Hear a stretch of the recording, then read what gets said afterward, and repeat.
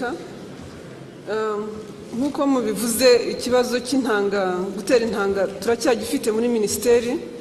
Ubu icyo turimo gukora ntangire ku kibazo cyo mwari muvuze cyo gutera intanga z'inka. Icyo turimo gukora ni ukudecentralizing system kugira ngo igere ku baturage ku buryo bushoboka nk'uko n'ubundi ariko byari bikwiye kuba bimeze.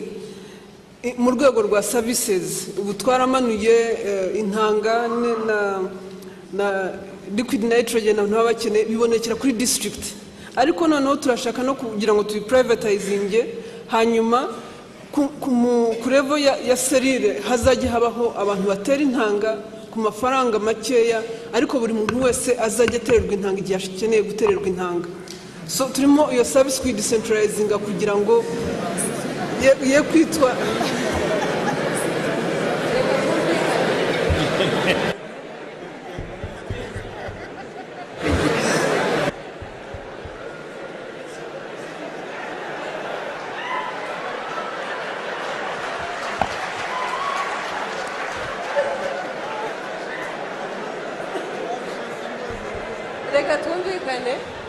Mureke twumvikane.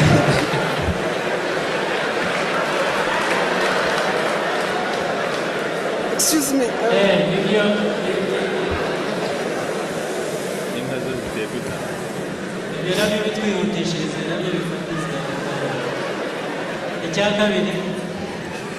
Nyakubahwa Perezida wa Repubulika, icya kabiri kijyanye n'ikingurube, actually twimpotinze imfizi z'ingurube.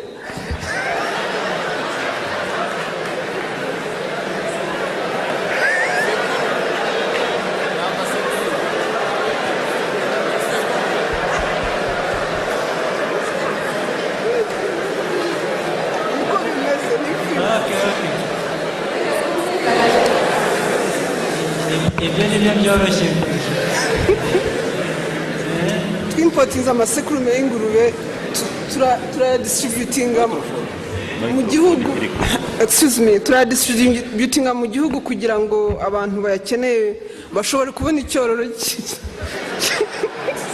Excuse me. Ariko byo byarakozwe Excellency. Ariko na gahunda yo kugira ngo intanga ziboneke z'ingurube nayo irimo gushyirano. Wabanza ukibwira bari hano ko witwa nawe uturutse? Nicyo nari ngiye kuvuga rwose. Nabanje kwishima ko nageze hano mbere nkajya nakwivuga. Nitwa Habyarimana Joseph, nkaba mvuka mu ntara ya Burengerazuba, akarere ka Rusizi, umurenge wa Gikundamvura, akagari ka Kizura, umudugudu wa Kamabuye. Nkaba ndi perezida wa koperative Umucyo y'abaDS b'abasaza bari basigaje guhambwa iyo tutagira imiyoborere myiza. Iyo koperative akaba ari y'abaDS, akaba ari y'abasaza bitwa abaDS bahabwa inkunga za VUP kubera intege zabo nkeya. Mbere muri leta ya mbere nyakubahwa Perezida wa Repubulika, ubu narinze ubwenge bw'igitangaza, najyaga mbo wa mbere cyangwa wa kabiri, ariko wapi iyo leta yironda koko, yironda karere, iranzonga pe. Nambuka hakurya muri Kongo naho hatari hashobotse, wajyagayo burya yo perezida asuzugurwa n'igihugu n'abaturage be barasuzugurwa. Batwitaga ngo ni Petit Kayibanda, ngo yo Petit Kayibanda yakawa, ukayoberwa n'ibyo bakubwira. Ariko nyakubahwa Perezida wa Repubulika, ubu Munyarwanda yahawe agaciro aho umuntu wose akandagiye. Ejo bundi igihe mwatugabiraga imodoka nyakubahwa Perezida wa Repubulika, burya naje kuguma n'abakongomani gatoya bari baje kureba ibitangazo ujya ukorera abanyarwanda bawe, nibwo bambwiraga ngo wakudupatiya Paul Kagame tuongoza omwe myaka 2 bandugu.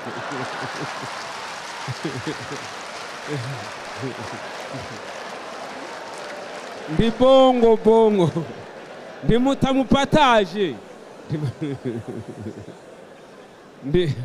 ndi bongo tulisha wina, tulisha pata presidente wa kukamilika.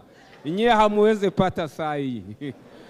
Turabashimiye nyakubahwa perezida wa repubulika. Ya modoka rero haje kuza imashini bikora umuhanda igikunda mvura, umuhanda hari hameze nabi cyane, nta muhanda wahabaga.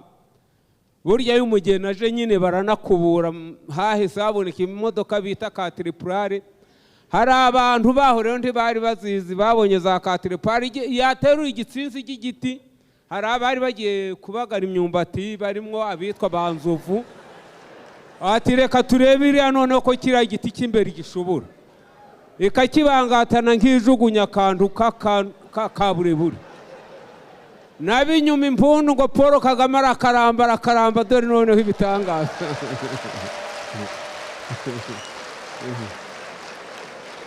Bategereje iriya tariki ya 4 kuko babisabye abadepite. Twaranditse, twabaye mu bambere kwandika kuko twabonaga nta cyaduhesha aya mahirwe. Ntabwo amahanga rero abanyarwanda tumaze gukamirika, ni ubwenge bwacu dukoresha, ntabwo tuvumba hanze cyangwa ngo tujye kumva inama zitatwubaka. Ubu turi abademokrate kabisa. Ya modoka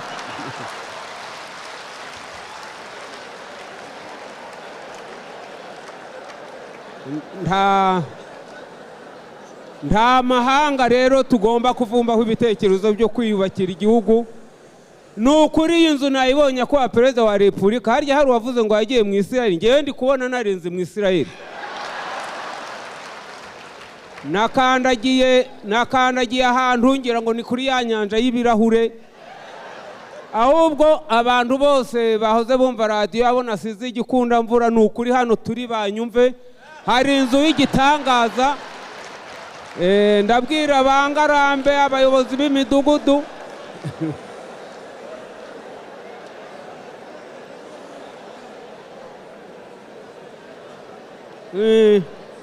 sinabura kuvuga iyi nzu kuko umuntu ayikandagiramo akagira ngo ni mazi agiye gukandagira kandi atari amazi. Iyi miyoborere myiza n'imitako itatse u Rwanda, Imana igomeze ibibakomereze, ibakubire 7 kugira ngo mubone ibyo mugomeza kudusagura, duhagarare bwuma, muturi imbere tubari inyuma, haki ya Mungu tugira amahoro.